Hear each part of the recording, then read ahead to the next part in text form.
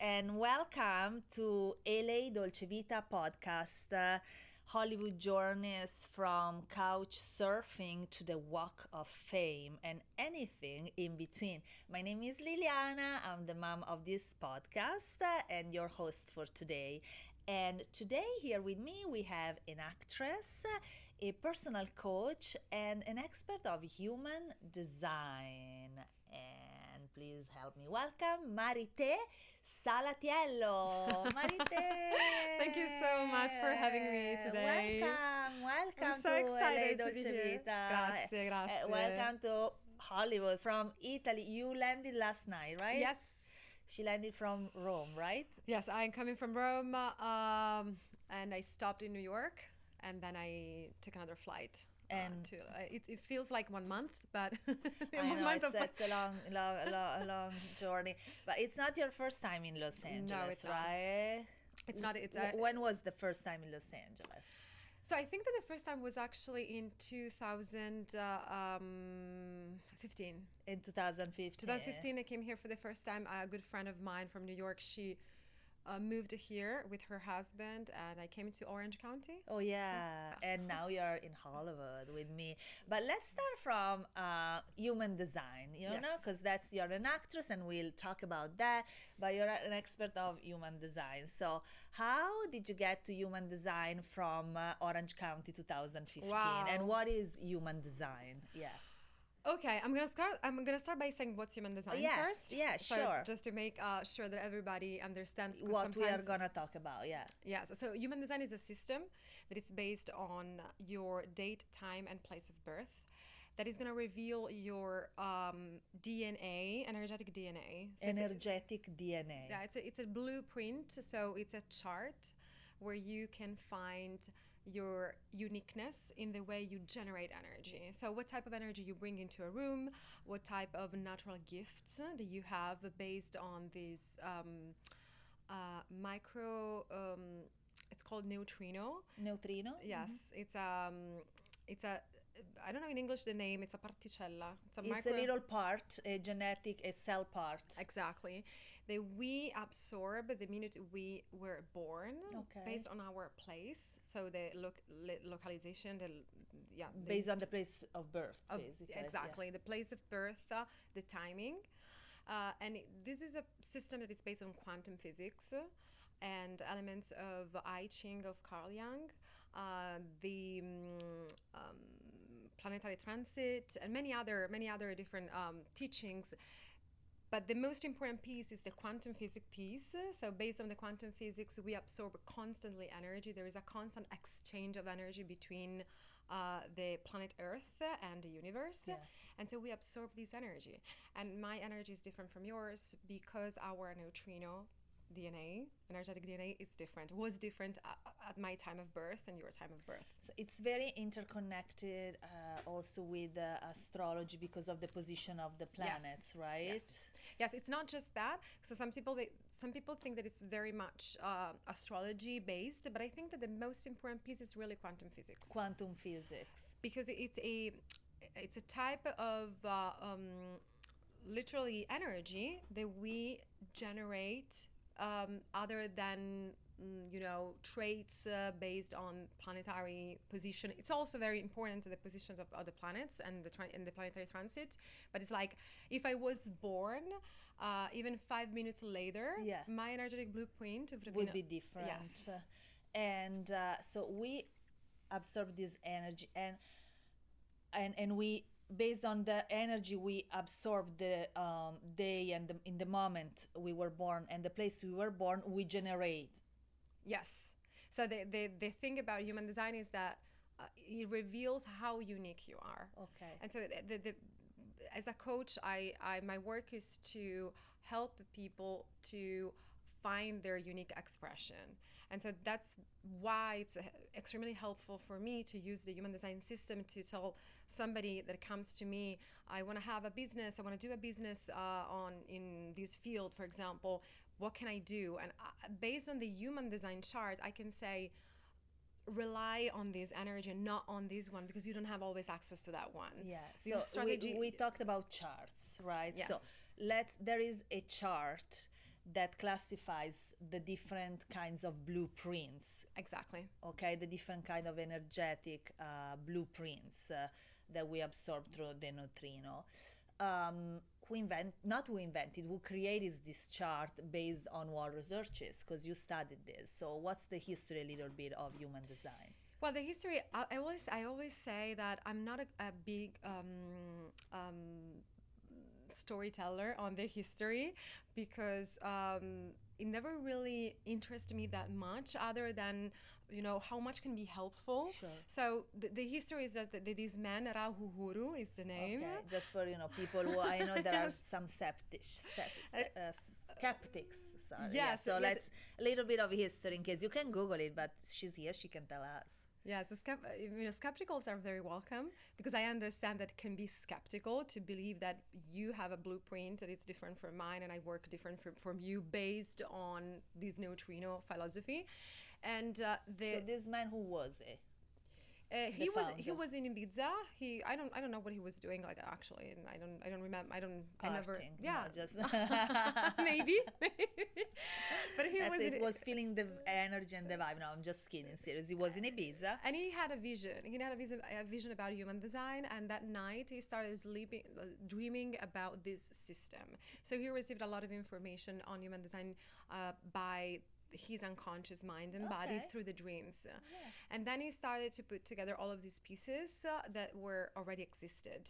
So it's a work of combination of different doctrines, ancient and modern doctrines. And So a little bit of psychoanalysis, if you there's know, psychoanalysis, there's astrology, I Ching, energy, I Ching, and Kabbalah. I think Kabbalah, also the system of chakras, the chakras. So it's a huge, massive system, and I think so he put together all these elements and created something that was resonating with him.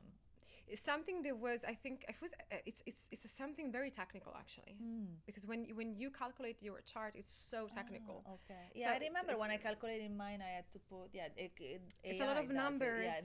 Okay. Very, very specific. That's why I think that it's more science based from my point of view. That's my approach. I look at human design not really as a mystical system, but I look at human design like, okay, that's my chart. It's very difficult to be read, and I studied a lot to be as specific as I can to give an interpretation that can be useful in the day-to-day life. Okay. Because I know that a lot of people get stuck on the history or maybe on other aspects, but what I say always is that see if it can be useful for yourself, other than trying to understand all. If you want to know about the history, just Google it. Human design, owner, Ibiza, you'll get it. Ra Uru Hu. And he came out with these charts, right? So let's get into, since, you know, we're talking about human design being useful, let's get into how this works. Okay. The charts. Yes. So I come to you and what do? I give you my date of birth and my place of birth, right? and the timing. And the time. Okay. So And the system reveals you this body graph. It's literally a body, and you can see all of these 9 different chakras. In human design, we call them energetic centers, not really chakras. And every single one of them represent a different part of the body. Either is like a hormonal center, like when we produce the hormones, or there is like a heart, or maybe the solar plexus, or maybe the spleen, or the nervous system. So it's very somatic based, and that type of body graph, every body graph is different. So everybody has a different body graph, and that reveals how different I am from you. The different meaning, maybe one of these centers is more developed than another one and more dominant than another. Yes, I would say that it's just that some people don't have constant access to all the 9 centers. To a certain type of energy, and other people, they have it. So, and this can be seen from a very general point of view, like I'm gonna right the way looking at the type. So what type of aura you generate, what type of energy centers you have defined. And by definition, I mean that you are exactly you have constant access to this energy, or what energy types energy centers you don't have always access to. But then we can go, it's made of layers, and it's so specific. So I can go deeper and more specific on your chart. Yeah. So let's say I did the chart with you. So I gave you my date of birth, 16th of July 1979. Varese, that's my place of birth, 8 a.m. We inputted in a system that after 3 seconds generates my chart. And I remember I'm a generator. I'm like Elon Musk. That's what I remember. Yeah. So I'm a creative. Yeah, I think you're a manifesting generator. Manifesting generator. Okay, so manifesting generator is one of these charts. Would we like to mention a few other charts? So I am a manifesting generator, Yes. and soon we'll talk a little bit about it. Which are the other types of chart? Yes. So when we like, the first thing we're going to look at is the energy type. And we have just 5 energy types. And when I talk about energy types, I talk of magnetic field. So everybody of us, we have an aura. And I'll also like to say, how do you have an impact when you enter in a room? Strong mind. Yes, exactly. That's for sure. That's for sure. But that's the difference. Like, to make people understand what's an aura, it's based on this energy we generate. We open our arms, we multiply our arms, and we create like a compass based on this circle. I love it. And that's how much we can have an impact with our energy. So I enter in a room and I can impact through the energy that I generate this space, and people can do the same on me. So now we are very close to each other, so you can feel my energy and I can feel yours. And that's why sometimes people feel like that there is friction, or feels like that naturally there's like a natural empathy, and you feel like, this person, I like it. It's the aura. aura. That's because your aura and my aura, and specifically also every single piece of the chart, they can be in conjunction, or they can eventually have friction. Okay. So we said this type of auras, manifesting generator, Liliana. So which are the other 4? The 70% of the world population is made by generators and manifesting generators, and generators and manifesting generators are made of the same type of energy. So the signature is that we do generate always and constantly sacral energy, and sacral energy is a sexual energy. And so we are here to create. We are creator, we are doers, we are here to give conception to things, and we have the energy to do that, because when we live in alignment, which means that when we do what we love, when we do what we like, when we respond to our belly bottom, and we don't follow our shoots or mind, but we're just like, I love this thing, I love podcasting, I love LA, I love to dance, so we do generate energy, and as we do generate energy, we become magnetic, and opportunities come to us naturally. We don't have to do anything special, because our aura that we have generated through doing what we are born for energetically, we attract more of the same thing. Exactly. So our strategy is to respond. It's not to initiate. When we do what we love, we just attract naturally opportunities, people, and things to us that are right for us. When we do what we don't like, so we don't respond to our belly and we respond to our mind, or maybe we think, I should do this thing, I should go to that dinner, I shouldn't leave my boyfriend because whatever. And so we get stagnant in frustration, and like, we are born to be satisfied. We're born to fulfill our belly pleasure. And it seems easy, but it's not, because sometimes the best way to practice this for generators and manifesting generators is 70% of the world population. So it's a lot. And we also influence the frequency of the world, because when we are frustrated, everybody senses that. And so we have a responsibility. Everybody senses exactly. that, It's just by starting doing small things, like, I want a cappuccino, I want a coffee this morning. Like, ask your belly. I want to be home watching Netflix. I want to go out having dinner, and that's mostly in the moment. Like, authority is another piece really important, but like, always ask your belly, because as a manifesting generator, you are designed to pivoting and shifting. Depending how do you feel today. So something that maybe you liked 2 weeks ago, it's maybe something you don't want to do anymore today. And if you give permission to yourself to just change your direction and focus your energy I want to go back to do this very soon, but before, so 70% we are manifesting generators, so we need to soon talk about how to control this energy, manage this energy clearly for our own happiness and for the effect that our happiness or unhappiness has on other people and the whole world. Who are the other 30%? So there are 30% are, and by the way, there is a difference between generators and manifesting generators. What's the difference, please? So 36% are generators like me, 32 are manifesting generators like you. The difference is that your connection between your sacral energy, so belly energy, belly bottom, gets directly to your throat, to your thyroid. It's a direct connection. There are no gaps. And so this energy is so fast and it's so much. So you can have the speed and the capacity of doing multiple things at the same time. And for me, I generate this energy, but it's not directed to my throat. So there are some gaps. And I prefer the step-by-step process. So I'm not really designed to be multitasking. So the manifesting generators like me are more impulsive because they have the rush that goes from here, energetic rush from the belly. And that's why I speak all the time and I'm doing the podcast. Because I have this impulse. Yes, exactly. And instead, the generator has more filters, let's say energetic filters from the moment the impulse starts to the moment something comes for example, out. my sacral is connected to my identity, doesn't go directly through my throat, but my throat is defined by my mind. So the energy that I use to speak up is connected to my Enja.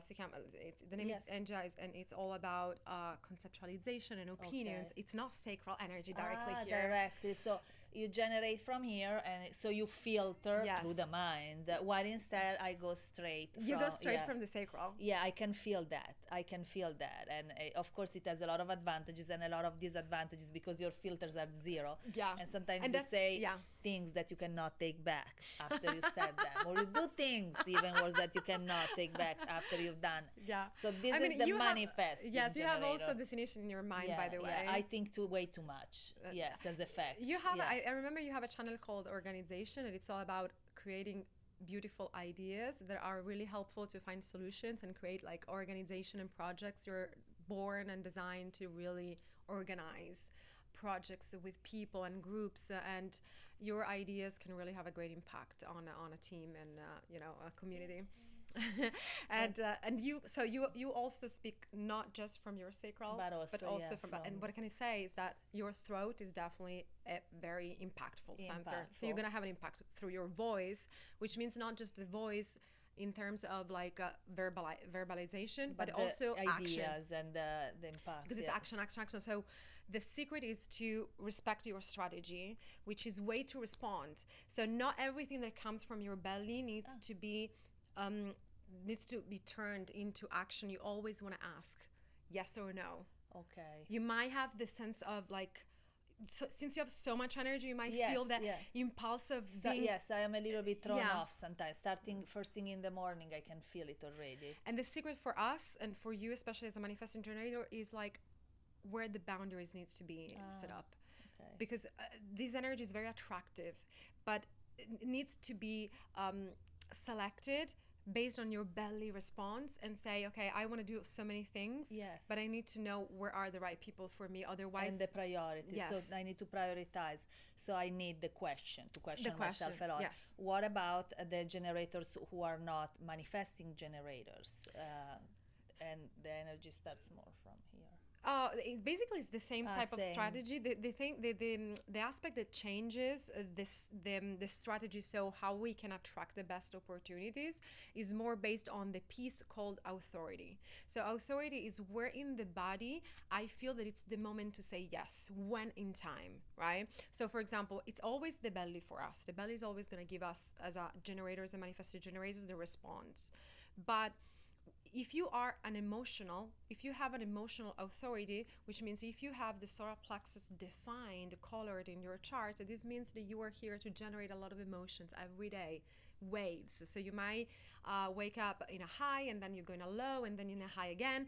And so the best for you is like follow your gut, ask your gut, but the best for the most important decisions, wait and sleep on it. For me, I'm not having an emotional authority. I'm open here. I'm totally white. So I absorb a lot of others people's emotions. I can feel a lot of others people's emotions. But my strategy is always to follow the gut in the now. Ah, okay, because you don't follow now. For I have to wait for it because, and it's true, I'm very emotional. I so don't have remember to if you're wait. unemotional. I'm sure I am because the description, I don't remember either, but I don't need to remember it. I don't need to remember it. I know. I think so. I need to sleep on it. And instead, maybe for someone who doesn't have that emotional roller coaster, instead you need to encourage yourself to follow it a little bit more. Yeah. And so the other types. Yeah, the other types. So emotion, not a manifesting generator. Generator me. You, and 32% of the world population, 36% for the world population. Then we have projectors. Projectors. Who are the projectors? 22% of the world population, and they are people like my sister that are very special beings, very sensitive beings. So their characteristic, for example, is that they don't generate sacral energy. Okay. So in their chart, the sacral is white. The sacral center is white. Where do they generate? Depending what type of projectors there are, we have different types of projectors: emotional, self-projected, mental projector, and that's it. I think that's it. Like, there's the three types. But the thing about them is that they are not designed to be doers like me and you. They're designed to be advisors. Like, their perspective on the world is everything. So when they try to... They're the managers of the generators. Yeah, they're consultants. Like, they're like... if they try to have success, because they're here to be seen, like they need to be seen, they need to be invited, they need to be wanted, projectors, and always they feel so lonely and are not understood because they try to... But why? Because we generators take the stage all the time. Yes, and they feel the pressure of acting like us, but they're energetic. But they're not us. No, they're not us. So if they try to keep up with us, they're gonna lose because they don't have our energy. Sorry. Exactly. Sorry. You're the fastest of all of the types. So you, and this is like... And the most dangerous. Exactly. Fast and furious. I can tell, yeah. It's exactly like that. And generators, like you, manifesting generators, can have the opposite problem. Like, there's so much energy. Slow down before you crash. How can I channel? How can I channel this energy? Yeah. Because I don't want to feel exhausted and burn out, because people are gonna keep your energy because they're gonna be really attracted. Projectors is like, are you trying to be like a generator? Are you trying to act as a generator? Because you are not. And you are here to be recognized when you place yourself in the right spaces. And then you shine as you are. And you need to be invited. People need to recognize your gifts. And so if you don't know what your gifts are, and if you don't show up in the world like, I'm the best consultant, that's what I do. And like, I want to be visible, but you don't want to be everywhere and doing all of the possible things. Because they're not a generator. You're going to burn out. Okay, because you don't have that... Yes. Yeah. And we burn out. Even if we have it, we burn out anyways. Yes. Imagine if you don't have it. It's and plus probably you neglect who you really are. So what's when you work with the projector? What's your strategy? Let's say. So what I do is first asking them, what do you want to be recognized for? Projectors, sometimes they don't know. They're like, yes, I don't feel seen, I don't feel understood. Okay, but what do you want? What do you need to be seen for? Yes. And that's a great question. Sometimes they're like, I don't know. So you investigate. Yes.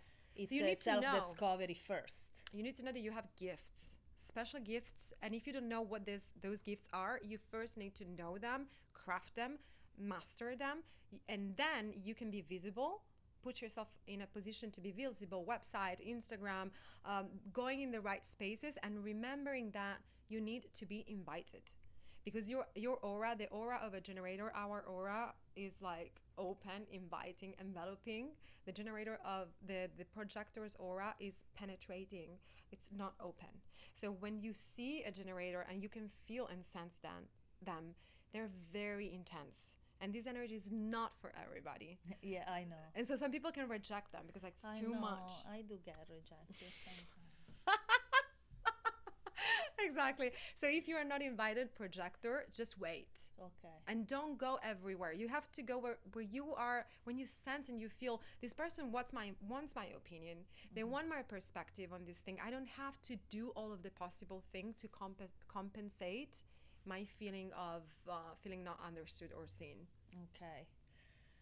Well, but they have to place somehow themselves in a place, a projector, where they get invited, though. Yes, but then they have to select. Like they say, okay, this is for me, this is not for me. Well, but even us, as we said, though, even as generator, we generate so much energy, we have to be careful too, because we push and push. They're like, can you please slow down? Yes. So we all, so just, you know, if you are not a generator and you're a projector still, you know, we all have to understand a little bit where our place is, where we have to accelerate, and when it's time to slow down a or little to say bit. no, because the belly is just saying, I don't like this person. Okay. I don't like this place. I don't want to go dinner out.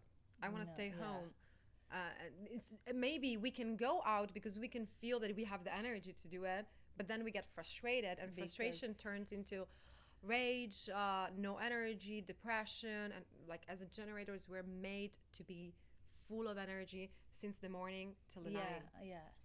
So as a generator, for instance, when I feel like that my energy is shifting to a place that is off, it means that my energy is shifting to a place that is off, and I am responsible to slow down and ask myself what's going on and what I can do to go back. Well, that's, I feel, as a coach. So that's my question for you as a coach.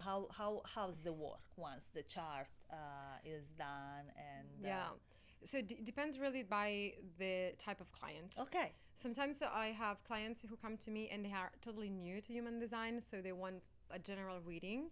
They want give me the most important pieces. And that's it. Sometimes, usually clients stay with me in a mid-long term. So it's not just one session, because it's a little bit too restricted. They don't get enough. Even if with one session you can have already strategy, type, authority, and this is already life-changing. Yeah, there are already tools, you know, how you work energetically. Absolutely, it can be really, really helpful. But then sometimes I have clients that just book the 20th session with me, and we develop something based on from general to specific needs, and usually specific needs are like business. Marketing. How can I build a business based on my design? Nice. Because if I'm a projector, or if I'm a manifestor or reflector or manifesting generator, I need to structure my business in a totally different way from the team that I want to build up. So I use human design a lot also with teams and groups, because it doesn't just reveal what energy I bring into a room, but it reveals what happens when many different people are in the same room. And so how can I valorize you if we are in a business partnership, for example, and you are an emotional manifesting generator. I don't remember your profile right now, but and based on your gates and your channels, I can say she's going to be great, for example, for organization projects. That's not something that I'm going to do in the business partnership. I'm going to let her doing. Because that's her strength based on her chart. Yes. And you might want to give me the space to speak up of something like human design. It's very weird for it's new, it's innovative, it's weird, it's bizarre. And I have a channel that is the 2343 that it's called structuring, and this is my capacity of simplify difficult concepts, and also speaking about things that are ahead. And so not all of the people are going to be ready for those things. But you will feel very comfortable with speaking. So that may be because of your profile, what you do in the team. Yes, exactly. So if we're in a team, like I may be good to communicate and express difficult systems or concepts, and you are going to organize all of the stuff to I mean, the organization things are going to be on you. Depends by the people, but when I have long-term clients, I do work on personal relationships. I do work on how to reset the body, because some people come to me burn out, literally like I don't know how to self-care, I don't know how to realign, I feel stuck, I feel frustrated, I feel anger, I have a lot of emotional problems. And since I'm also a somatic therapist and healer, I help them based on human design and based on what the body tells me, how to realign, how to... Sure. And you mentioned also personal relationships. Yes. So based on your chart, you can also, and your energy, your energetic DNA, you can also give a client a profile, a romantic. Yeah, profile. that's Like, another thing that people ask me a lot. a lot, right? What about my profile, a manifesting generator? What are our strengths and weaknesses? And then you can contact Yeah, her of course. based on your profile and ask about yours. But I am just, let's see how she does with me. Like, manifesting generator, like Elon Musk, they said. He's not doing well with relationships. Sorry, Elon. Exactly. Elon Musk is not doing well. He exactly has Me neither. So we have something in common, boy. Maybe. Maybe this is a call for Elon. Maybe we should. Not just kidding. Never know. You never know. Never Like, know. it's not a guy. And the guy's traveled, but me too. So we don't know. So, for example, if you have an emotional center defined, and Elon Musk has a totally wide open emotional center like me. When you have an open emotional center, you can struggle with relationships because you are very empathetic and very like a sponge of others people's emotions. And so sometimes you can find yourself of feeling a lot of things that are not yours. And so when there is a relationship, avoiding relationship because it's too much for you. While you are very defined, and I want to be clear on the fact that human design is based on law of attraction. So what you don't have defined and I have defined is going to create a match. Okay. So I need to find someone who does not have my exact characteristics. Well, let's say I always say there's no the best match. You know, I don't think human design can reveal you who's the best person for you, but definitely can reveal you if with somebody there's a lot of, matching, and maybe with somebody else there can be more friction on certain areas. But I don't think in any possible way that it's going to tell you this person is wrong for you or this person is right. It's just like, how can I valorize this relationship, reminding myself of what's him or her qualities, and how can it be respected in my individuality.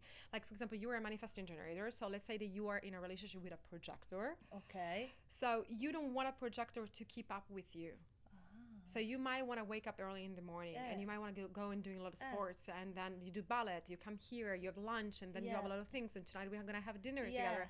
A projector cannot do that. So how do I manage that rather than getting frustrated with my projector, you should ask the projector to let you do multiple things because you are designed to do that. And on the same time, you can understand that maybe the projector is not going to follow you in everything that you do. Sometimes a projector, to make you happy, can share with you the things you love. And that's just going to make you feel really, really happy. And on the other side, you can ask the projector a lot of their perspective. That's how you make them feel seen. So how can you include your partner and say, what do you think about this? I need your perspective. I need your opinion. And this is going to give them energy. Because what gives a projector energy is be seen, be invited, be recognized. So I can ask a potential projector a lot. Let's say I find the projector a lot of opinions and to participate like that, and give probably them the space and the time they need. Exactly. They need a lot of space. They need to be alone a lot of time, to be by themselves a lot of time. The thing is that when I have two different charts, there is a system that gives me a third chart. So I can take my chart and your chart and having a new one. In a couple, the chart of the couple. Yes. The partnership, even if women, men, whatever. And we can see what happens when we are together. And I can see literally the third chart and say, okay, that's what happens. They're going to create this energy just and only when they are together. They're going to be instead dominating, if I can say so, through this energy that this person has and the other person doesn't have. And in this space, there may be some friction because a person has a lot of energy in the entire channel and the other person has just a piece of that energy. So maybe there is a little bit of friction. There are going to be channels that you have and your partner has. And so there's companionship in that case. You understand totally each other. So it depends by the single connection chart. But generally speaking, I can always say, And if you are a projector or a manifestor or a reflector, you have some characteristics that you want to be, you would have respected So in the the relationship. my chart and the chart of a potential partner, romantic partner, business partner can generate a third chart, Yes. which is the chart of our relationship. I can tell you, for I example, love that. with my Yeah. partner, like with my boyfriend. Yes. So he's a musician, and he's a manifesting generator with Like ego me. definition. Yeah. I don't remember if you have I ego have def- emotional definition problem. Yeah, I don't remember. I will check your Yeah. chart later. But like I can tell you what I bring into the relation Yes. and what he brings into a relationship. So he brings ego energy that I don't have. So I don't have constant access to the energy of motivation and self-esteem and determination. So he has this is the heart. He has the heart defined, especially through a channel that is called management, the money line. It's the same channel of Trump. The money line. It's the money line. So these people are really designed to manage resources and money, Okay. and create opportunities for other people through Okay. this management. And he has this so much. So when I am with him, I feel this sense of motivation and determination that he gives me to me, and I absorb that because I don't have it. He has to be careful though, because he can put pressure on me on proving myself, Yes, because so- those people are here to prove their worth. Okay. And I'm not here to prove my worth. Okay. So like the shadow is like when I'm with him, if he's not aligned, he doesn't use this energy in the best way, he can put pressure on me. you, yeah. And on the other side, he's here to inspire me and to Okay. give me determination and motivation. That's actually what he does. What I bring into the relationship. Yeah, so what I do bring into a relationship that he doesn't have is identity. So my identity is very defined, and Yes. he is Yeah, I open can tell. Yeah. in the identity. So I have a sense of purpose. Yeah, you are very specific about who you are. Yes. And he's open. So he's literally designed not to be in a box and not to feel every day the same way. Depending by the environment, he can shift. And this is like great for actors, for example. Okay. They can really wear different clothes depending where they are, who they're speaking with, what do they do, and I see. But can, they can also lose themselves a little bit in all this. So Yes. you bring with your strong identity a little bit of. I have to be careful because I can be dominating.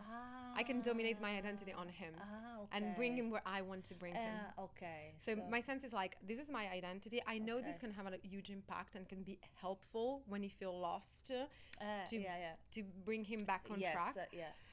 And on the other side, I have to remind myself that he's not designed to have just one direction. Okay. So he might indeed is also a manifesting generator. So it's is basically designed to be multi-passionate. Yes. So I have to remind him that if I am like this, he can be multiple different things. And before we talk more about identity in general, and your own identity is specifically, but you said there are also reflectors. We didn't talk about them. Who are the reflectors? They're rare types. Rare, They're like 1.5% of the world population. Spend a few words Yes, about the reflectors. but I met 2 reflectors this summer. Okay. So my best friend, she's a reflector. Oh wow. One in a million. They are totally open. So their chart is totally white. They don't have definition. Wow. So this means that they reflect every energy that they feel around them. Wow. They Is need it overwhelming? Yes, it's very overwhelming. Their strategy is totally different from for everybody else. They need time to understand what do they feel. So they need to move a lot in different spaces before making a decision. They need to, okay, I don't know what to do. I don't know if I want to move there. I don't know if I want this house. What do I do? I come to you and I speak to you. And then I go to my mom's, and then I go by myself, always in places where they feel good. They have to feel good energy. Okay. And taking a little bit long, it takes a little bit longer for them to make a decision. To understand who they are and what they want, because they just reflect everything. They don't know what all the energies around them Yes. and all the people around them. But on the other side, they have so many gifts because Okay. they can reflect a sense of they are here to be objective. Like, since I can feel so much around me and I can see so much around me, I can tell stories that are based on truth. So I can tell my truth based on objectivity. So a sense of justice, or just simply the photographers, like like I give you my perspective on the world, but I want you to see the world through my lens. So they can be great advisors and guidance and storytellers. Always it's important to be in alignment. So when you are defined, it doesn't mean you are in alignment. Like I have an identity that is very defined, but if I follow what other people do and I abandon my gut feelings that tells me that this is the direction, I might not aligned. And so the fact that you are white in some places of your chart, it's not necessarily that you are out of alignment, and the fact that you are defined, it doesn't mean necessarily that you are in alignment. No, you have to daily. Sounds to me that the alignment is a little bit of a daily process. You need to check in with yourself and bring yourself back to your best energy based on your DNA energetic chart. Yes. And it's based also on listening. Like I'm listening to my body, what my body's telling me. Am I frustrated? Like, for example, the last one are Manifestors. Manifestors are 9% of the world population. And they are here to be leaders. They're here to... They are the only one who don't respond to any external situation. They're just they have this boost of energy that when the boost of energy comes, they have to initiate. They are here to be the first ones. So this energy is difficult to handle because they live in a world that when they can feel inadequate. They can feel like I feel guilty because I am too powerful sometimes. I can have like a lot of leaders, like Putin is a manifestor. Zelensky, the president of Ukraine, he's a manifestor. Berlusconi was a manifestor. Like all of these people who have a huge impact because they don't listen to anyone. They just have to go when they feel this. I was doing a reading to a guy here in United States. He's a writer. And he was like, everybody tells me I have to write every day a certain amount of hours. And I don't feel inspired to do that. But when I have this energy nobody can stop him. I can write for 3 days, no stop. That's a manifestor. You cannot stop them, and nobody can tell me what to do. And that's another part. So we went through all the types. Yes. And well, very good. To know more about this, you can check out our website, maritèsalatiello.com. We are gonna... Thank you. Write it. You can book a session here online. Book a session, contact her, book a session, ask your questions. And going to exploring a little bit more of your own identity. So you started out as an actress, right? So did you come to the United States to study acting? How did you start? How did you come to... Okay, to be honest, I started out as a lawyer. In Italy. So that's how I care so much of identity, and all of my work as a coach is based on identity, and acting work is all identity.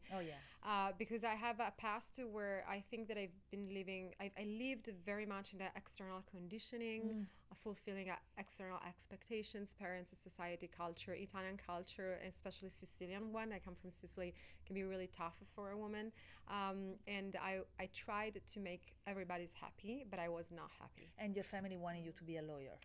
They wanted to me first to have a strong degree, and they always said, like, then you do whatever you want, but then first you have to feel safe, which is absolutely BS, because today you're not safe if you have a law degree. If you're a lawyer, you can starve anyway. So it's not a guarantee. You in order to please them, you got your degree where? In Sicily? In Rome. In Roma. So you got a degree in law in Rome. So and then you moved to the United States? Yes, I did the exam, and the bar exam. But I was not prepared, and I didn't want to become a lawyer. So even before the results, I moved to New York. Did you pass it? No, I didn't. But I knew it. But I was already here. But you have the degree, though. You have the degree. You have the degree in law. You didn't pass the bar exam in Italy. Well, you can try later on. But I can tell you are so not interested in it. And you moved to New York. And what happened in New York? I started doing a lot of jobs, like under-table jobs. Sure. fashion. I had like a little parenthesis in Italy with fashion. And so I started doing all of the possible jobs and studying acting. Yeah, But you studied method acting, right? Yes, then I got my first visa through the studio, the Susan Batson studio in New York, which is a very well-known studio. Susan Batson is very famous as coach of Lady Gaga and Nicole Kidman and many others. Celebrities. And the method in this studio is very famous for being a very dramatic school, drama school, a lot of emotions, working a lot on the body. So it's intense more than other studios because you really do a lot of somatic body work. Like Susan wants you to go deep down into the depth, and so it allows you to really understand how to use your body, and especially. So she wants basically to create the emotion, the dramatic emotion, to feel it first in the body, to find it there and build the character around it. Yes, to find the trauma in your body. So Trauma, before okay. like working on any character, you first have to work on yourself.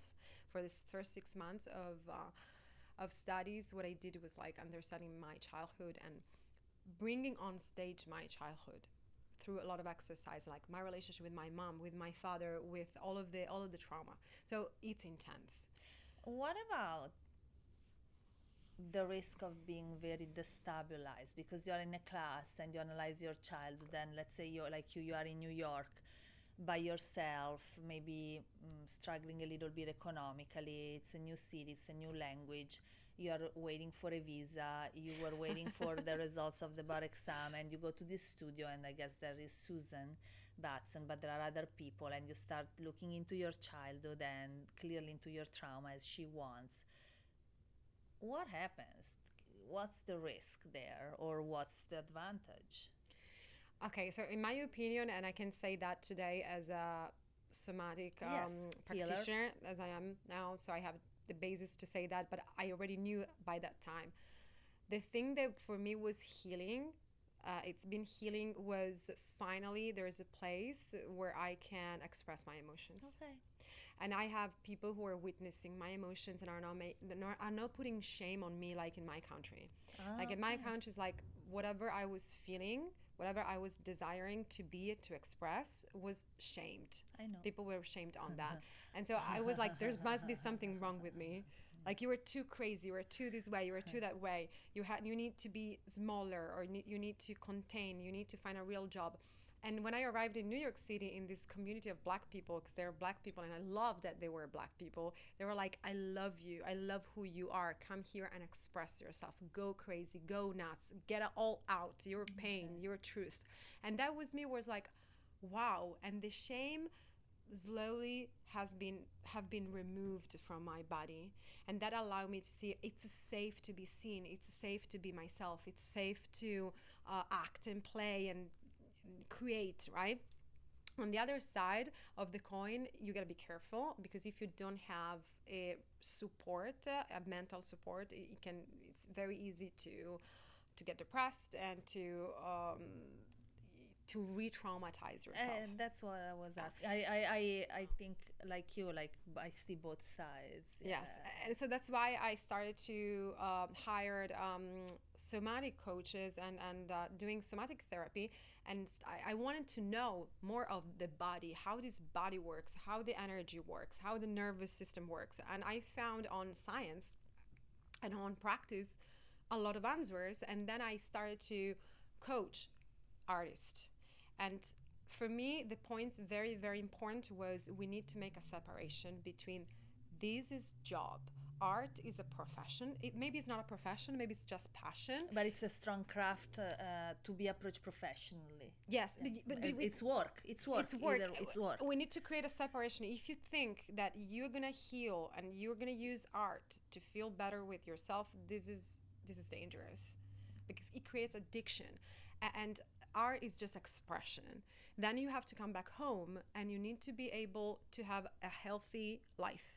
You need to be able to have relationships, sleeping at night, feeling good with yourself. Then you get into this dimension which is artistic and creative, and you can go nuts and crazy and express all of your emotions, and also telling stories that maybe people can relate to.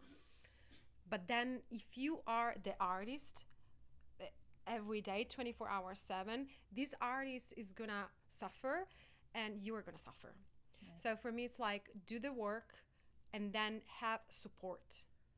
So be a full out artist, use your personal emotions, your personal trauma, your personality, anything you have, your past, your future, your present, for your artistic work, but do not forget to take care of your mental health as well, and step a little bit away from your work, at least those hours to sleep, to eat correctly, and to check in. Yeah, there's another identity, because I think that with people, your friends and therapists. Yes, and I think that sometimes artists, they love to get lost in that identity of I feel so bad, right? Like I feel so bad, like sufferance and drama. That's not true. That's it. That's a trauma, and so our own identity is different from the identity of the artist. Yeah, take care of yourself. And we need to cultivate that too. We need to believe that we don't have to suffer. We don't have to suffer to be an artist. We can enjoy even the pain and the expression in the moment we do that, because we are creating. And if you are a pro, because this is your job, and you cannot use your job as a way to fulfill your ego or to, it's like an addiction. It's a job. So you need to be reliable, professional, and then do the job, go back home, and be happy. And have a little bit of boundaries. And creating this boundary to guarantee yourself as an artist some self-care at any level is what led you to discover human design. Yeah, human design helped me, and also like what helped me, everything began with the somatic work. Somatic therapy was just because chat therapy, mental therapy, you talk, and you traumatize yourself. This is body, like it's like you are angry. So we don't have to talk about anger. We need to feel the anger. We need to move the anger. We need to express the anger, and we need to bring the body back into a regulation of the nervous system, and then you're gonna feel different. But if you think about anger, the thought and the analysis itself, I notice, it doesn't necessarily it moves some energy, actually. Also talking about moves it. And then, it's. I think all these things can be cooperate. Indeed, I love to define myself as an expert of body-mind energy connection, because we cannot really ever separate them. So if I work with the body, I'm working on the mind, and vice versa. And then the energy is going to shift as I go through this process. Well, it's great that you also studied as an actress, so you clearly have a better. I think a better way to help actors as actors and as people through the human design work. Yeah, and also I think that the method acting is the best embodiment technique, and not just actors should follow the method, because when we talk about transformation and we start from the body, so literally an actor who follow the methods, it's not faking, it's becoming literally in the body another person. So I said to myself, why don't you use this so impactful process and method to help normal people, like ordinary people, to create change in their lives. So you want to have more money, you want to create whatever you want to create, you want to create transformation. I use the method in my coaching approach. Okay, great. So your clients would get the human design and the method acting combined, because they are both in you. Talking a little bit more on you. So I know, by the way, as an actress, you did a woman show, and you played Barbara Streisand, right? Yes. Hi, Barbara. That's what you did, right? Yeah, that was one of your works. You wrote it and produced it, and you went on stage playing Barbara Streisand, and you also sing. And recently you did this song. It's a cover of another song. It's called Vampire, right? Yeah, Vampire by Olivia Rodrigo. Olivia Rodrigo. Vampire. It's a song about a toxic narcissistic relation. So everybody talks about narcissism, being a narcissist. It's a word we hear a lot. I'm actually afraid myself to be very narcissistic. Who's a narcissistic person? Okay, I want to mention that I studied a lot with Dr. Ramani, which lives here in Los Angeles. Oh. So she really helped me to understand what a narcissistic relationship is. Okay, please tell us a little bit. So many people confuse narcissistic relationships with the relationship with liars or cheaters or people who are very ego referred, but that's not enough to have to be in a narcissistic relationship. I think that it's also healthy to talk about positive ego. We need positive ego. We need to love ourselves. We need to prioritize ourselves. That's for so many people, it's something to work on. But the thing of a narcissistic relationship is that the narcissistic personality, which is a personality disorder, is based on the intention of controlling, dominating the person that is their supply, either is a son or a daughter or a partner or Maybe I'm a narcissist. an employee. So the thing is that they need to find supplies to fulfill their shame and their ego that it's very much low, even though most of the time narcissistic people, they present themselves with this grandiose personality and attitude. So sometimes they really feel brilliant. You can see them, they are brilliant, they make a lot of things, they're funny, they show empathy at times, but deep down what they want is to find a supply they can control and they can destroy sometimes. Like, so the thing of narcissistic is like, if I'm happy, you can be happy. If I'm not happy, you're not going to be happy. You cannot be better than me. And No, that's not me though, because I can see myself in many traits actually, and the controlling indeed comes more for maybe from my fear or low self-esteem. The only thing that saves me in all this is that I actually, although I can be definitely envious, but I really helped a lot of people to become even better than me. And I knew from the start they could, and I push you. Even if I know you can get to a point where I cannot, I push you. So that's the only thing that really separates me from Absolutely. a narcissist. I don't think you are. And Camilla Projectors, I help, I help people to get even what I don't have. If I can see they can get there or they can get sooner than me, I'm a huge helper, supporter, support, right? huge. But that's the only thing, honestly, that separates me from a narcissist. I want to tell you something more. Maybe you can find other elements. So a narcissist relationship is based on neglection of your truth. So if you if I talk with a narcissist and I tell them how do I feel, they are gonna neglect my emotions. They're gonna make me feel wrong. So they think about a narcissist like you are always wrong about something. They're gonna make you in a situation where you want to doubt about yourself. Okay, no, I'm not like that. I actually help people to be really, really honest. Exactly. My friends credited me for that over the years, like even to almost push them toward the truth that I could see and act on it, find the courage to act on it, and then they saw the results. So this I'm good. The cycle is based on three steps. So like usually the narcissist does what is called love bombing. So first and foremost, they want you to love them. They want to create attachment. I do that though. I do that. Yeah, so it's trauma bonding based. So the narcissist use your trauma, recognize if you are a good supply because they're extremely intelligent.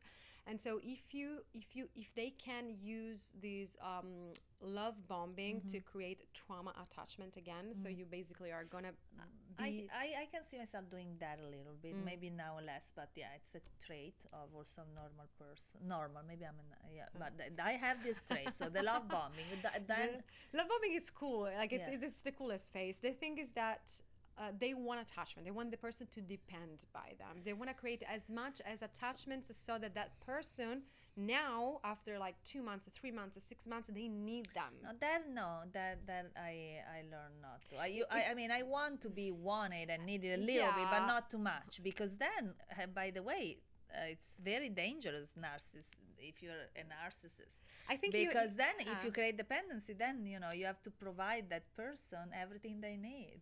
Exactly. So it's a full-time job. Exactly. I think you have a good sense of self, and you want to be wanted as every human being, and every human being want to be seen, and I think it's absolutely healthy. Yeah. That's like the positive ego. Like I exist. I want to be seen. I want to be cuddled. I want to feel protected. I want to feel appreciated. That's good.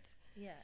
But when you turn the relationship into I want this person to be dependent by No, me. that's awful. No, Yeah, that's okay, awful. yeah. That's a love No, but that's bombing why I thing. want to talk about it, because I mean, as a person, I really never know if I'm a narcissistic person or not. But I even in a friendship, if you want to maintain a friendship, you need to be called. You need to have the other person call you back. So that's why I'm like, when I hear about narcissistic and love bombing, I think there's a fine line, because also if you're not a narcissistic person, you want the other person to call you or to need you at some level. Your Yeah. boss, your friends, your lovers. I think that's healthy. Okay, I think it's that's when it's normal. too much, when I want someone so to the point where I can control them and maybe diminish them. Yes, that's the thing. That's a second That's step.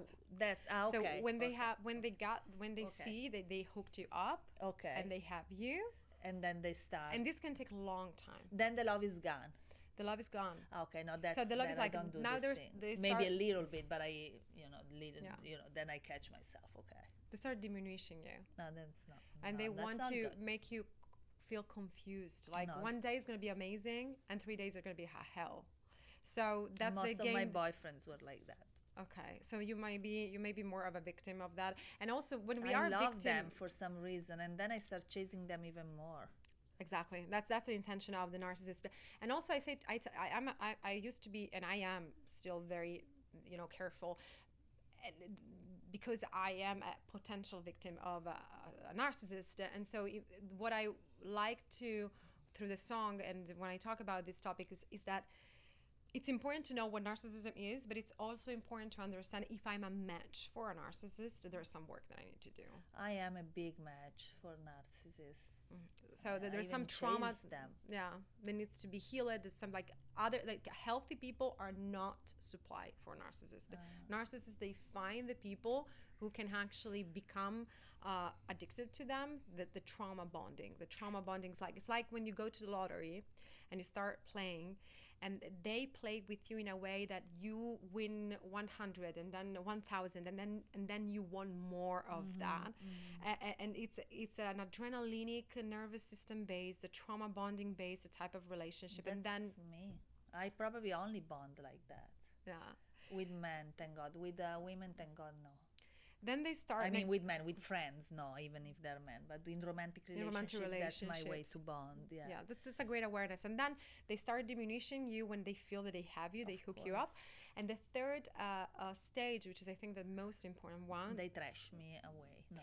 no, they gaslight you. I know that actually they never able to do that with me. Oh, that's good. Like at the second step, I'm in full out. Okay. But at some point, I'm a very rebel. I don't know, something kicks in, and baby, the tables are turning, and you are out, That's and good. you are out, and there's no way in. And then they come back sometimes after years, and I'm like, Sure. what's your name again? But I remember I was addicted to them, but then I forget. So that's my part of the disease, clearly. So now they are not able to gaslight me. They can do it a little bit, but Same. also because my intuition is so sharp, I'm like, man, I'm so addicted to you. I don't sleep at night. I think, I so need you, but this is bullshit, Same. and you're out. Yes. So I'm good at that. Great. Yeah, but the first two steps, I'm in. Yes. I am attracted to that. And the adrenaline, that's what is love for me. And Yeah. and as a matter of fact, if I don't have that, I become very bored. So I'm definitely a narcissistic victim. We said I have a little bit of narcissism myself, but not too much, apparently. Yeah, I think it's healthy. yeah, and then but definitely I chase narcissists, but they don't get to the third step, because the gaslighting with me is like, no, baby. Yeah. I also because I'm so dependent and so aware that, and I so look at them and follow them, that I'm like, no, you're bullshitting me. I look at you too much and too closely to believe this. Yes. No, you do this, Yeah, and you have this, this. experience. You already know. Yeah, but that was also when I was little. I was already spot on. Okay. I was like, nope. So I can say that you probably have the spleen defined in your human design. Spleen definition, the center. What is it? It's the center that we have in the chart is bottom down left, and it's a center that if you have colored, It means that you bring into the room a sense of safety. Yeah, no, and intuition. Yeah. It's intuition 100%. Okay. Yes. So if you have a great sense of intuition, I do. People really follow you. You have an influence on others. If you have a terrible sense of intuition, I have a great sense. and like health, so like you are a drug addict or crazy or whatever, you still have a great impact. Yeah. But for example, I have this center that it's open, and so I'm very attracted to people who have spleen defined. But speaking of narcissistic relationships, I had relationships in my past with narcissists with the spleen defined, and was defined in narcissism. So their sense of safety was not really safe for me. And my risk is like I can hold onto wrong relationship for too long. I don't have this like sharp sensation that tells me get out. Yeah, I can stay there. I still remain in love or obsessed or whatever, but I can. You cut off. Oh yes, and I cut myself. Like I'm like, Liliana, wake up. Yeah, come on. Sit. That is I'm on that since I'm a very young age. So it must be definition, because it was not even experience. It was just I was on it. Well, since here we're talking about Hollywood journeys, we're almost at the end of our journey for today. For someone who comes to Hollywood, to Los Angeles, full of narcissists, maybe they are themselves narcissists, what's just an advice, based on your experience as an actor, as a human design consultant, as a coach, what would you say in a few words? I would say first and foremost to give yourself a choice, because people sometimes they don't give themselves choice, and they think that's the only way I can become an actor, or that's the only way I can become a director, that's the only way I can become a dancer. Like there's no other way. So I have to stay in this system, and I cannot say no. And I think that I disagree with that. Especially today, we have so many opportunities to create our own things and create visibility. And I also think that we have the choice to say no when something is absolutely not healthy or good, or our intuition tells us, I don't want to work with this director. Okay. It's not going to be, I'm not going to lose my career for that reason. So giving ourselves the chance to say no, or the choice. I have different choices. I create different choices. And then I would say to develop a good and long-lasting relationship with yourself, because in the end, we are the only person we're going to be for the rest of our life. And so create space for yourself, work on yourself, know your body, start to understand the body send signals. And every single emotion that we feel, either is shame, anger, vulnerability, things that people try to avoid, they are intelligence. They're telling us something. So as much as we learn how to listen to the body, we can understand that behind that there is direction. And so we don't let the external world be the essential, but we become the essential, and everything is the incidental, and we get power. That's the way we get power. I love that. And on that, we are the essential. So doesn't matter. Yeah, we are. Where you are right now, you are the essential, and the power is within you. It's within. And with this, I would close for today our Hollywood journey on this pearl of wisdom. Maritè, thank you so much for being here. We're going to go get a little coffee, and then tonight we have a Hollywood day ahead of us. But what we are really up to, it's going to be a secret, because I have very bad intentions for the day. Oh, okay. Like, yeah, very Hollywood. Okay. Very glamorous intentions, yeah. And thank you so much. Thank you. All the best. Thank you. Thank you, everybody. You can find our website or Instagram down here. Thank you. And thank you, Paul. Thank you, everybody in the studio. Bye.